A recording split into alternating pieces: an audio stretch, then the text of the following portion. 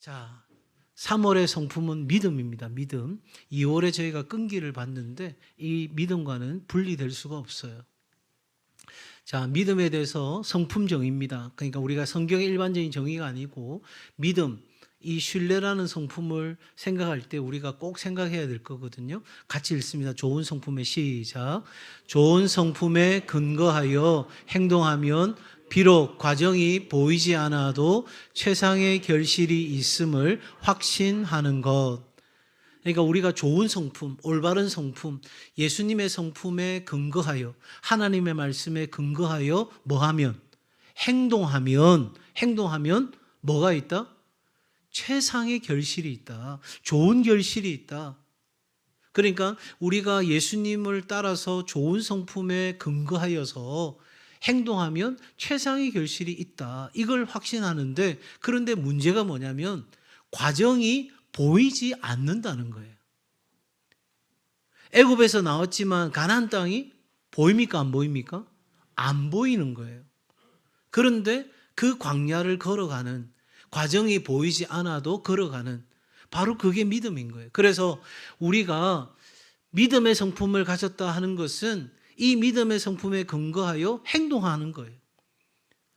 다 이루어진다. 그래서 눈에 보인다. 이건 틀림없다. 그렇게 하는 것이 아니고 하나님의 성품, 하나님은 미쁘시다. 믿을 만한 분이시다. 하나님은 성실하시다. 하나님은 신실하시다. 하나님은 인생이 아니시니 시건치 않으시고 인자가 아니시니 후회가 없으시도다. 하나님에게는 후회도 실수도 실패도 없다. 그러니 하나님의 약속의 말씀과 하나님의 성품을 근거하여 내가 오늘 올바른 행동을 하게 되면 내한테는 최상의 결실이 있게 되는데 그 과정이 보이지 않아도 그 과정이 내게서는 그 결실과는 상당히 거리가 있어 보이는 것 같아도 그리고 내 삶에는 내가 믿고 바라고 행동하는 대로 되어지지 않는 순간이 찾아온다 할지라도 하나님은 틀림없이 이루신다.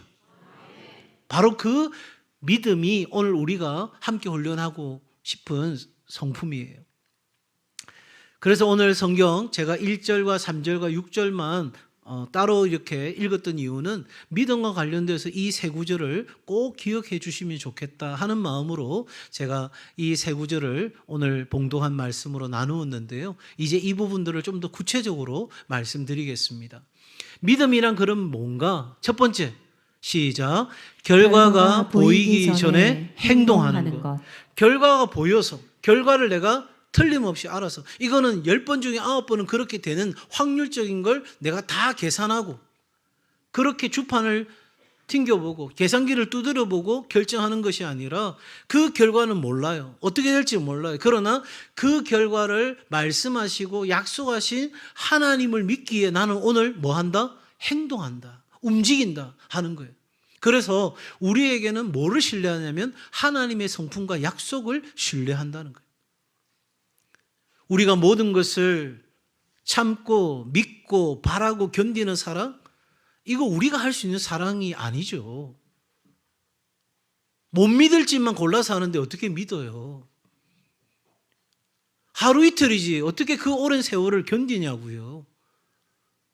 그건 안 돼요.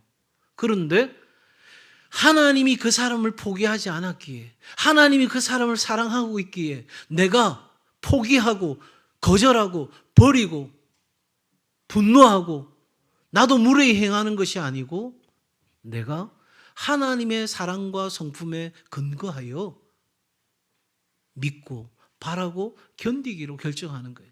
그게 믿음인 거예요. 그래서 여러분 고린도전서 13장의 사랑장은 사랑을 감정으로 이야기하고 있지 않아요. 사랑은 오래 참고 이렇게 시작하잖아요. 그러니까 우리의 행동, 우리의 의지, 우리의 결단과 우리의 실천적인 삶을 계속해서 성경은 이야기하는 거죠. 그래서 세 번째 믿음이란 옳은 방향으로 선택하는. 그러니 항상 무엇이 옳은가? 기준이 뭐예요? 하나님이 무엇을 기뻐하시는가? 그것을 기준으로 내가 옳은 방향으로 선택하는 거예요. 내게 뭐가 되더라도, 손해가 되더라도, 내게 이익이 없더라도 그렇게 선택하는 내면의 태도가 바로 믿음이다 하는 거예요. 그러므로 믿음은 감정이 아니라 어떤 결단? 반복되는 결단이다. 왜냐하면 앞서 말씀드린 것처럼 우리는 믿음으로 나아가지만 그 믿음이 이루어지지 않는 상황과 환경을 우리는 너무나도 많이 경험하게 되죠. 이건 정말 답이 없는 상황이에요. 그러니 우리의 믿음이 흔들리게 되어 있어요. 의심이 들어오고요. 비틀거리는 상황을 맞이합니다. 그럴 때마다 믿음으로 결단하는 거예요. 믿음으로 또 결단하고 믿음으로 결단하고 염려가 찾아옵니까? 믿음으로. 근심이 찾아옵니까? 믿음으로. 불안이 찾아옵니까? 믿음으로. 낙심과 절망이 찾아옵니까? 믿음으로. 우리의 순간순간마다 믿음의 결단이 있어야 우리는 이 믿음의 성품을 가지고 세상을 이기며 살아가는 거예요. 성경에 말하는 피스티스라고 하는 이 믿음은 지적인 동의 차원이 아니에요. 이 정도의 믿음은 귀신들도 갖고 있는 믿음이에요. 예수님이 누구신지 알아요. 예수님이 지금 활동하실 때인지 아닌지 알아요. 자, 여기서 제가 질문 하나 합니다. 여러분, 세종대왕 아십니까? 모르세요? 대답을 좀 해보셔요. 이순신 장군 압니까? 모릅니까? 알아요. 봤어요? 근데 어떻게 알아요? 들었어요. 또 책에서 봤어요. 또 박물관에 가니까 있어요.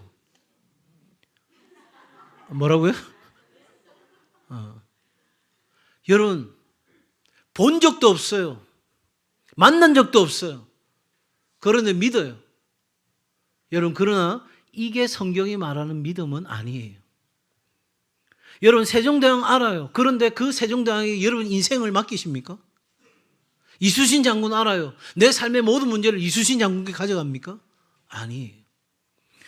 마이크 문제가 있으면 이 마이크 문제를 해결해야 되겠죠. 또 이 수건의 문제가 있으면 수건의 문제를 해결해야 되겠죠. 우리는 그럴 때마다 문제를 들고 하나님 앞에 나가는 게 아니라 이 모든 문제를 안고 나를 하나님께 맡기는 거예요. 전적으로 의탁하는 거예요. 여기서부터 저기까지 깊은 물이 있어요. 유치원 아이가 건너갈 수 없는 깊이예요.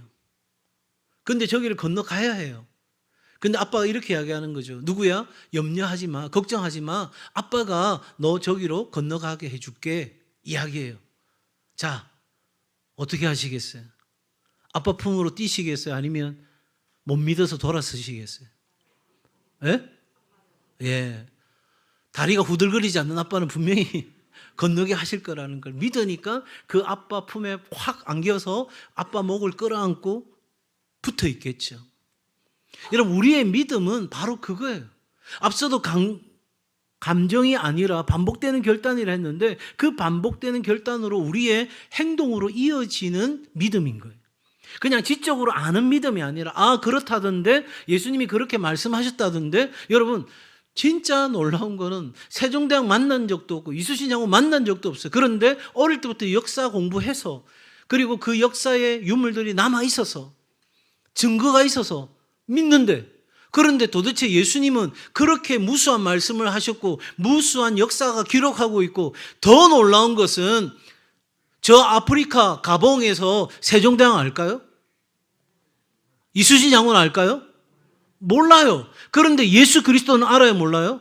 알아요. 전 세계 지금도 영향력이 있는 그 이름 예수 그리스도는 왜 믿지 않는 거예요? 왜 그분을 내 삶의 전 존재를 맡길 만한 그런 분으로 여러분 믿지 않는 거예요? 아니, 목사님, 우리가 다 믿으니까 이 자리에 나왔죠. 여러분, 지적인 동의는 믿음이 아니라고요. 믿음이 아닌 것을 조금 더 설명드려볼까요? 막연한 낙관주의. 그냥 잘 될 거다. 내일이면 잘 될 거다. 걱정하지 마라. 여러분, 이건 우리 성경적인 믿음이 아니에요. 혹시 여러분 주위에 누군가가 그렇게 격려하거든, 스탑. 그건 우리의 가진 믿음이 아니에요. 우리에게는 근거가 확실해요. 어떻게 그렇게 내일이 잘 될 거라고 확신합니까? 하나님이 인도하신다고 했으니까. 내일은 다르다고 말씀하셨으니까. 하나님이 보호하신다고 하셨으니까. 하나님이 전적으로 나를 책임지신다고 하셨기 때문에 먼저 그의 나라와 그 의를 구하라. 그러면 이 모든 것을 너희에게 뭐하여 주시리라? 더하여 주시리라. 그 하나님의 약속의 말씀이 근거되어 나는 믿노라. 이거와 그냥 막연하게 내일이면 잘 될 거야. 오늘 수술 받았으니까 내일이면 잘 될 거야. 걱정하지 마. 여러분, 차원이 다릅니다. 여호와 라파 하나님을 믿음으로 내가 치유될 것을 믿는 것과 그냥 막연하게 잘 될 거라고 치유될 거라고 믿는 건 이건 완전히 다른 게임인 거예요.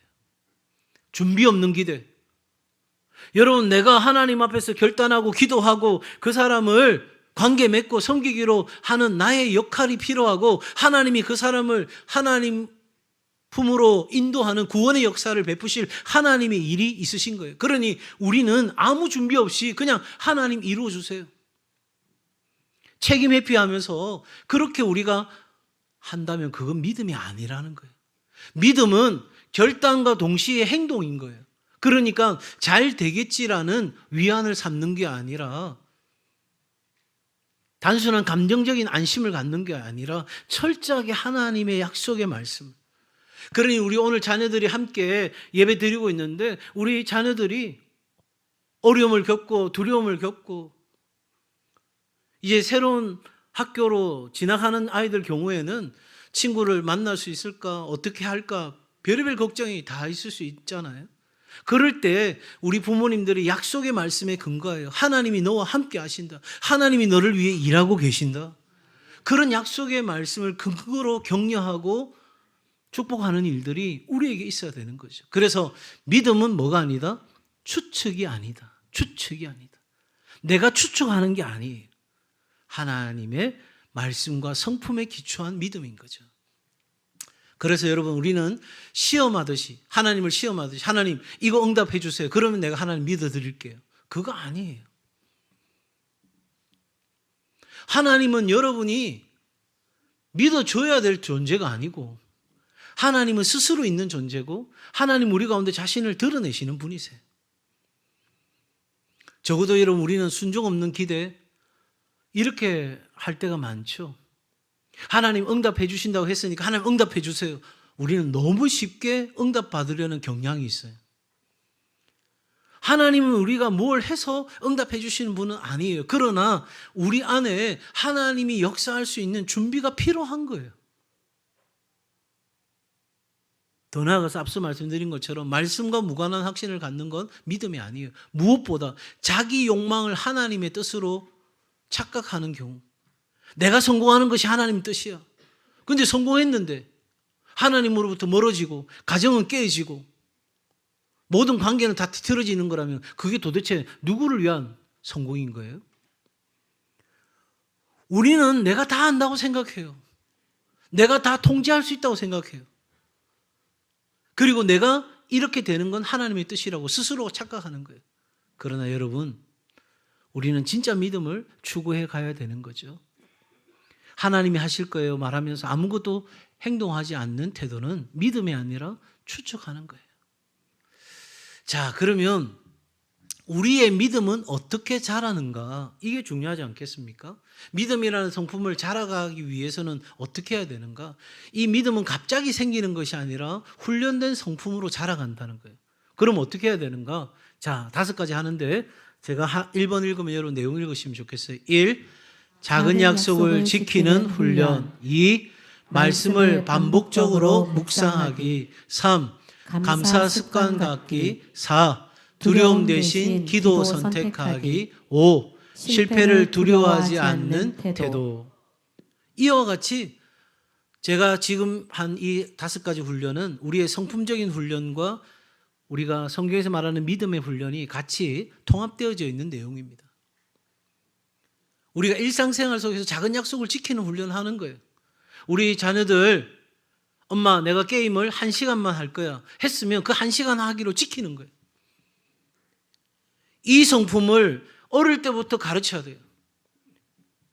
고할 때 고하고 멈출 때 멈출 수 있도록, 그리고 자기가 한 약속을 스스로 지킬 수 있도록, 만약에 지키지 못하면 자기가 생각한 처벌을 결정해야 되는 거예요.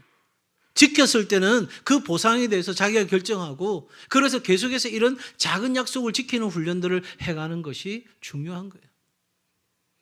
우리는 앞서도 말씀드린 것처럼 그냥 내 생각대로 내 기분대로 우리가 말하는 게 아니라 약속의 말씀을 근거로 우리는 선포하는 거예요. 그러므로 말씀을 반복적으로 묵상하는 시간들이 우리에게 너무너무 중요한 거죠.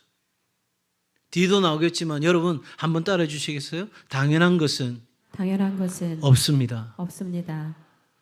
엄마가 가족을 위해서 아침, 점심, 저녁 밥을 하는 건 당연한 거예요?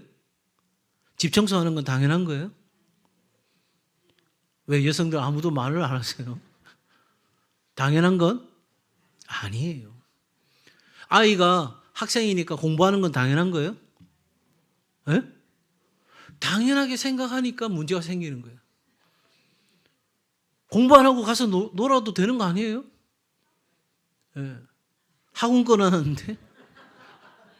여러분, 제가 말씀드리고 싶은 건 담임 목사 설교하는 거? 예? 담임 목사 설교하는 거? 당연해요? 저 그냥 주일 한 번만 하면 돼요. 다른 날은 못 하겠어요. 힘들어요. 그럼 어쩔 거예요? 나가라고?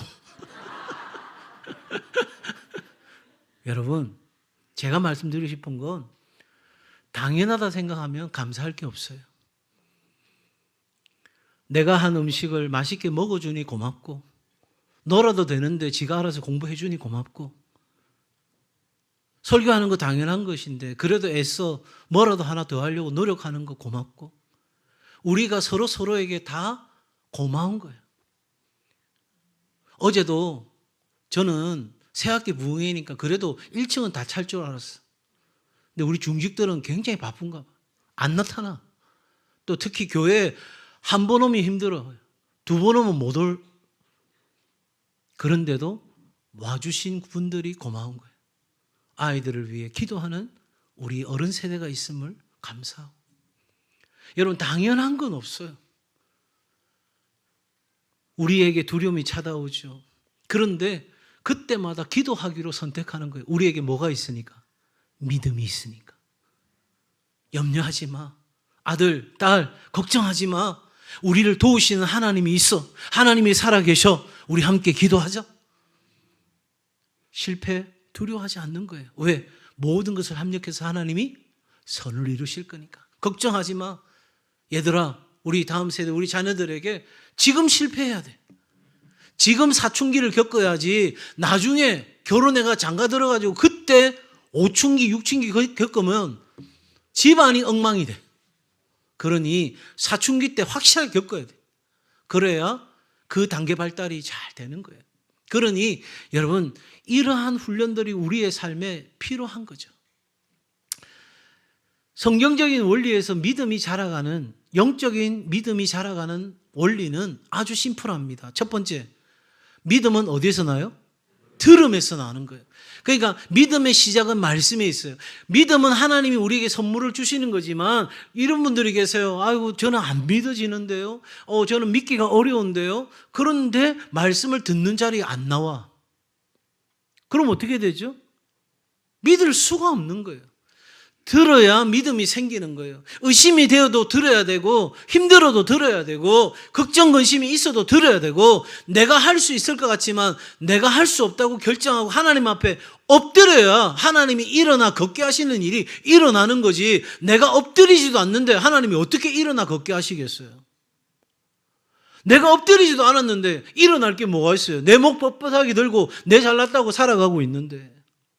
여러분, 말씀을 듣는 자리에 엎드려야 믿음이 시작이 되고 하나님의 역사의 기운이 시작이 되는 거예요. 그러는 중에 우리에게 시련이 찾아오죠. 그 시련을 통과할 때 우리는 믿음의 성장과 성숙이 있는 거예요. 하나님 말씀 듣고 하나님 약속 붙잡고 하나님의 성품을 확실히 믿는 믿음으로 발걸음을 옮기는 거예요. 행동하는 거예요. 그런데 우리에게 화창한 봄날이 오는 게 아니라 춥디 추운 겨울이 우리 앞에 닥쳐오는 거예요.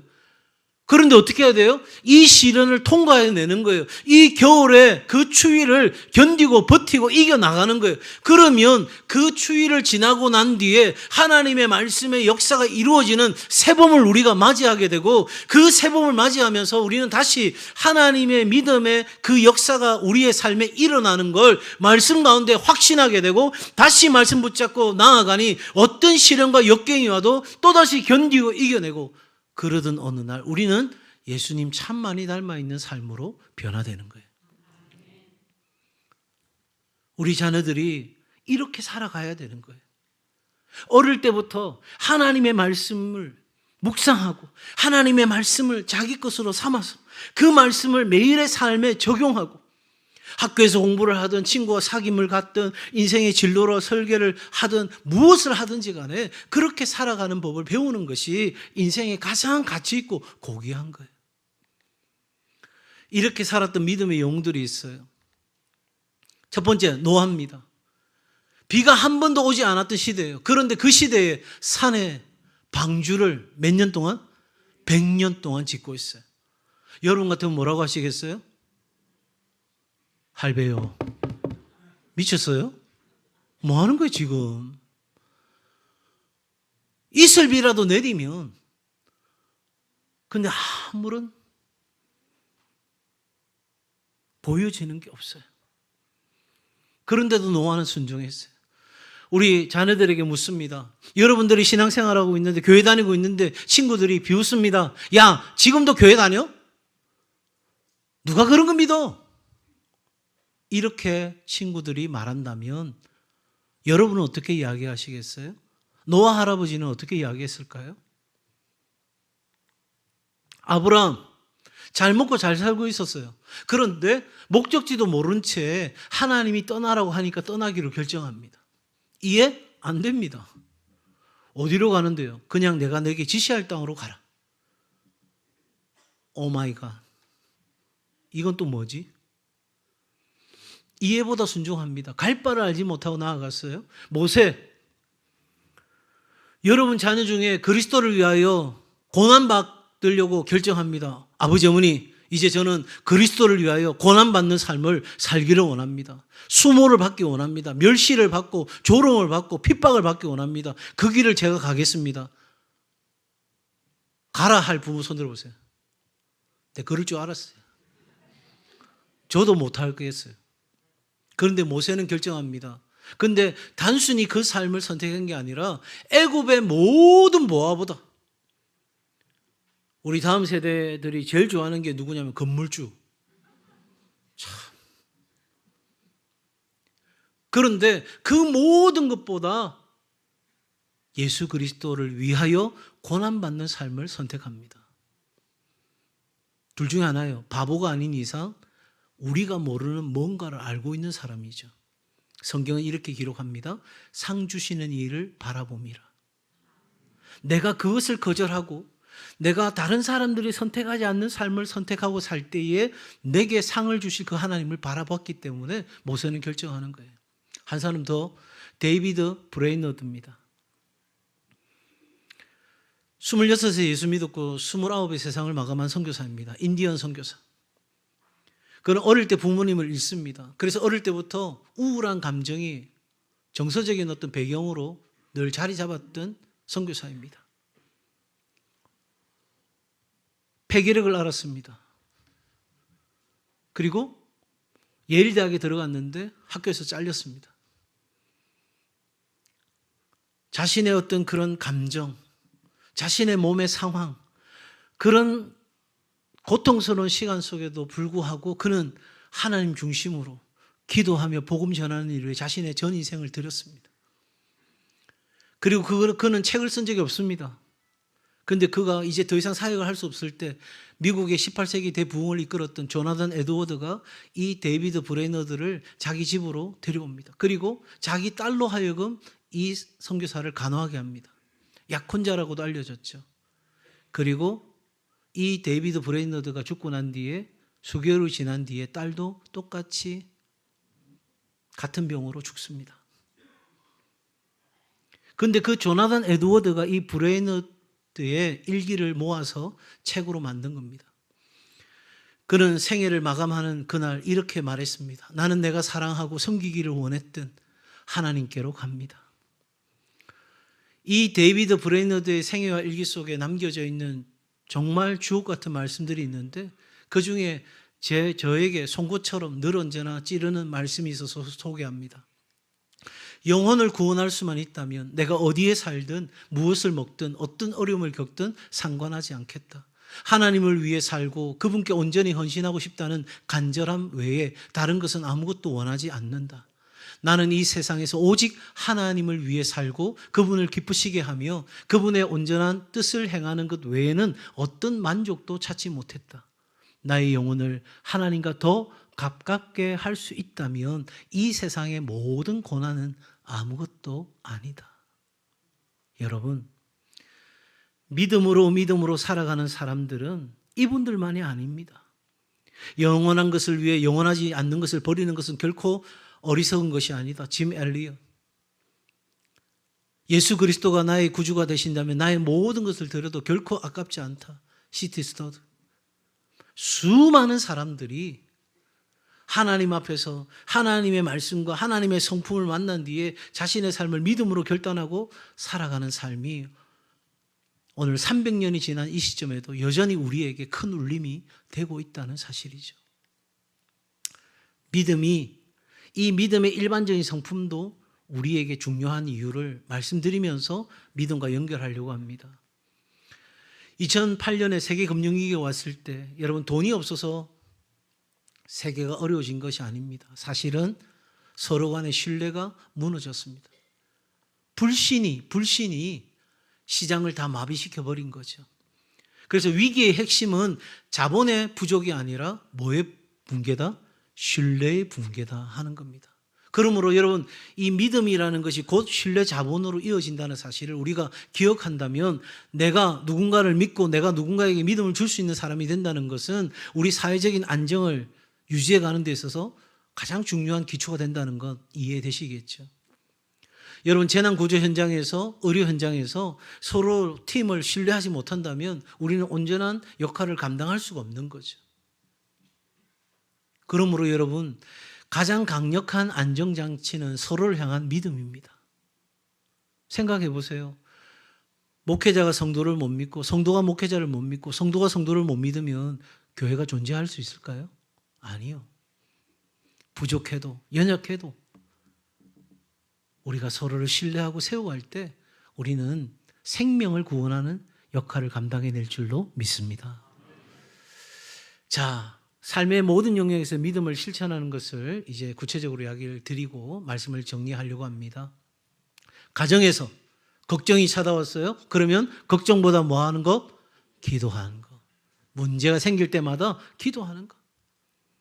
야, 우리 엄마는 문제가 생기면 하나님 앞에 나아가. 그게 중요한 거예요. 아, 우리 엄마는 아무 문제가 없어. 그런 삶은 없어요. 자, 두 번째, 자녀를 통제하기보다 자녀를 뭐 하는 것? 신뢰하는 것.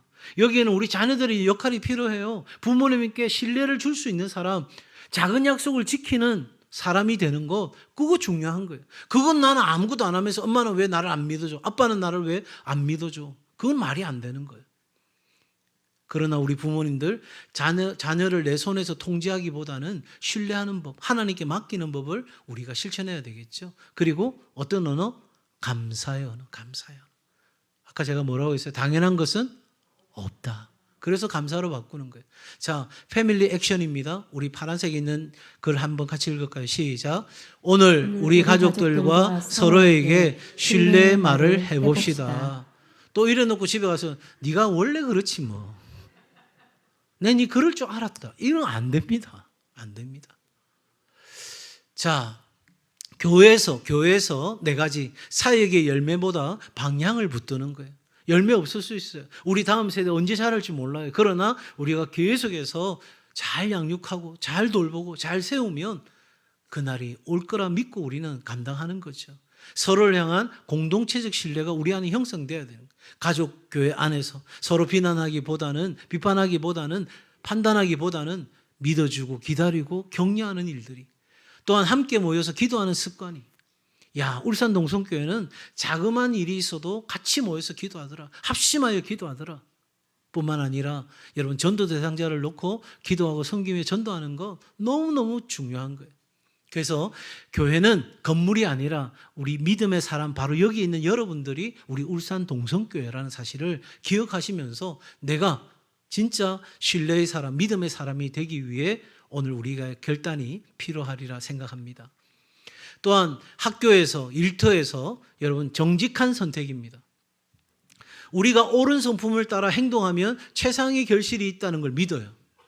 그러면 우리는 사람들이 요구하는 대로가 아니라 진짜 정직한 선택을 하는 거예요. 그러면 내가 회사에서 잘릴 수도 있어요.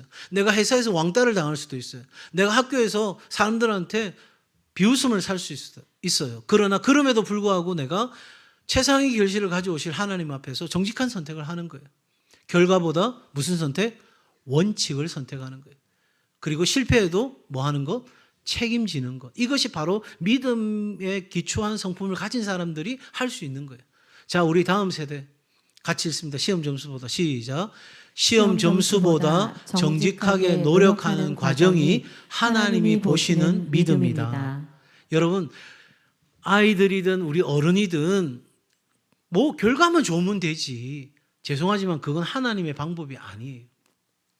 야, 그거 다 힘든 거야. 그러니까 참고 견뎌. 그래서 나중에 좋은 대학 가고 좋은 직장 취직하고 그러면 다 행복해져. 여러분, 그게 아니고 하나님은 우리의 과정이 올바라야 된다는 거예요. 그 과정이 행복해야 결과도 행복한 거예요. 100명 중에 100명을 놓고 물어보세요. 가정이 불행했는데 나중에 행복한 사람이 있는지. 어렵더라도 힘들더라도 그 과정을 행복하게 걸어갈 수 있도록 우리는 그런 선택을 해야 하는 거예요.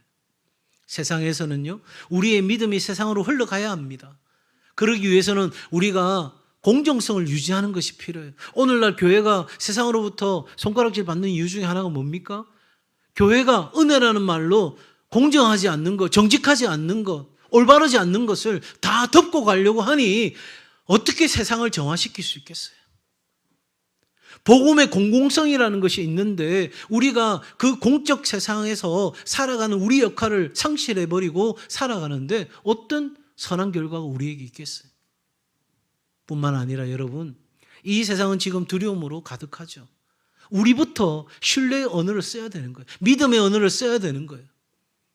더 나아가서 선한 영향력을 계속해서 흘려보내는 작업이 우리에게 필요한 거예요. 한번 따라해 주십시오. 우리의 믿음이 세상의 희망입니다. 세상의 희망입니다. 믿으시면 아멘. 아멘. 그렇게 돼야 되는 거예요. 우리의 믿음이, 우리의 삶이, 우리의 공동체가 세상의 희망이 되어지는 바로 그것이 하나님의 뜻입니다. 이 믿음에는 보상이 따르는데 여러분, 망설이면 사라지고 이럴까 저럴까 망설이면 사라지고 우리가 믿음으로 확실하면 과단성, 결정이 빨라지는 거예요. 좋은 선택, 모세처럼 적당한 선택이 아니라 가장 좋은 선택을 하게 됩니다. 뭐 때문에? 믿음 때문에. 그리고 우리의 내면에는 안정감이 있게 되고 그런 사람은 다른 누군가에게 신뢰받는 사람이 되는 거예요. 그러면 많은 일이 우리에게 맡겨질 수 있는 거예요. 우리가 그 회사에서는 없어서는 안 될 존재가 되는 거예요. 여러분, 이것이 어떤 결과적인 것이 아니라 바로 믿음이라는 성품으로부터 출발한다는 사실을 우리는 기억할 필요가 있습니다. 히브리서 11장 6절의 말씀은 우리에게 이 믿음의 보상을 이렇게 이야기합니다. 하나님을 기쁘시게 한다. 우리의 삶의 목적을 이루는 거죠. 하나님과 동행을 경험하는 거예요. 빛들의 아버지로부터 모든 좋은 것이 오는데 그 아버지와 함께 내가 동행하는 삶, 정말 기가 막힌 삶이 아닙니까? 또 우리는 영적으로 성숙한 삶이 되고 우리의 소망을 확신하게 되는 이 믿음의 보상이 반드시 우리에게 있다는 사실이에요. 그러므로 믿음의 성품을 위해서 우리 같이 결심합시다. 제가 번호 읽으면 내용을 읽어주시면 좋겠어요. 1. 지켜야 할 올바른 원칙을 따르겠다. 2. 어떤 것도 당연시하지 않겠다. 3. 하나님의 사랑으로 사람을 신뢰하겠다. 4. 언제나 모든 일에 최선을 바라겠다. 5. 미래를 염려하지 않겠다. 그러니까 우리 어린 자녀들에게 어릴 때부터 이것을 결단하고 살아가도록 가르쳐야 돼요. 믿음이란 하나님의 신실하심을 신뢰하여 보이지 않는 상황 속에서도 올바른 방향으로 행동하는 지속적인 성품이다. 성품의 일반적인 정의와 성경의 정의를 통합해서 제가 마지막 결론으로 정리한 내용입니다. 우리 가족들, 혹시 가족들하고 같이 앉아 계시면 좀 손을 잡으시면 좋겠어요. 자녀들, 손주들, 또 부부들 있으면 같이 손을 잡고, 가족은 아닌데 가족 같은 사람하고 있어도 손 잡으셔도 되겠어요. 자, 우리 같이 합니다. 믿음의 선언입니다. 시작. 우리는 결과보다 하나님을 믿겠습니다. 우리는 두려움 대신 기도를 선택하겠습니다. 우리는 서로를 하나님의 사랑으로 신뢰하겠습니다. 우리는 미래를 염려하지 않고 오늘에 충실하겠습니다. 우리 가정은 3월 한 달 믿음의 성품을 실천하겠습니다. 네, 가족들하고 있으면 하이파이브 한번 하시겠어요? 해보자. 화이팅 하면 안 됩니다. 싸우자 되니까. 자, 결과 중심이 아니라 하나님 중심이 되기를 소망하고 그 믿음의 성품으로 3월 한 달 멋진 한 달의 여정을 걸어가시기를 주의 이름으로 축복합니다.